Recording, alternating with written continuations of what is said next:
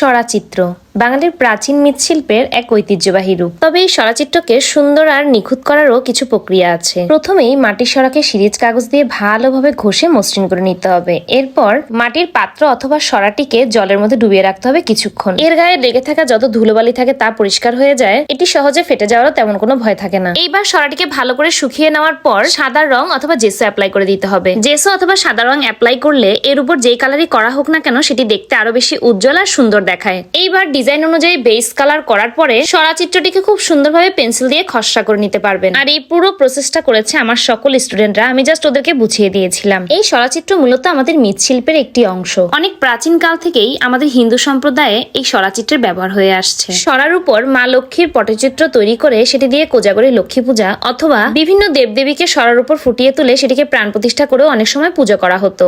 এখনো হিন্দু সম্প্রদায়ের অনেক জাতভেদের মানুষেরাই সরার উপর অঙ্কিত দেবদেবীর পুজো করে থাকে। এটি অনেকে তাদের নিয়ম অনুযায়ী করে থাকে। তবে এটি আমাদের প্রাচীন লোকশিল্পের একটি অংশ হলেও বর্তমান যুগে আধুনিকভাবে এটিকে আরো সুন্দরভাবে ফুটিয়ে তোলা হচ্ছে। এই সরাচিত্র ধীরে ধীরে আমাদের সংস্কৃতির বড় একটি অংশ হয়ে উঠেছে। বিভিন্ন আনন্দ অনুষ্ঠান, মাঙ্গলিক কাজ অথবা সৌন্দর্য বর্ধনেও এখনো অনেকেই সরাচিত্র অঙ্কন করে থাকে এবং সেটি ব্যবহার করে থাকে। বর্তমান যুগে অনেক বিশ্ববিদ্যালয়, স্কুল, কলেজ অথবা বিভিন্ন প্রতিষ্ঠানে দেখা যায় পহেলা বৈশাখের কিছুদিন আগ থেকেই এই সরাচিত্র আঁকার ধুম যেন আরো বেশি বেড়ে যায়। এই পহেলা বৈশাখী হলো আমাদের বাঙালির বর্ষবরণ এবং নতুন আরো একটি বাংলা বছরকে বরণ করে নেওয়ার দিন। আর এই দিনটিকে উদ্দেশ্য করে বিভিন্ন প্রতিষ্ঠান সেজে ওঠে নতুন ভাবে। মঙ্গল শোভাযাত্রা এবং বর্ষবরণকে আরো সুন্দরভাবে ফুটিয়ে তোলার জন্য বিভিন্ন কারুকাজ এবং লোকশিল্প করে থাকে। তার মধ্যে থাকে এই সরাচিত্র। তাই এই বছর পহেলা বৈশাখকে উদ্দেশ্য করে আমি আমার বড় ব্যাচের সকল স্টুডেন্টদেরকে দিয়ে নতুন ভাবে সরাচিত্রকে একটু ফুটিয়ে তুলতে চেয়েছিলাম। তারা প্রত্যেকেই সরাচিত্রের সেই পুরো পদ্ধতিটিকে মাথায় রেখে তারপর তাদের নিজের মনের মতো করে সুন্দর সুন্দর কারুকাজ করেছে।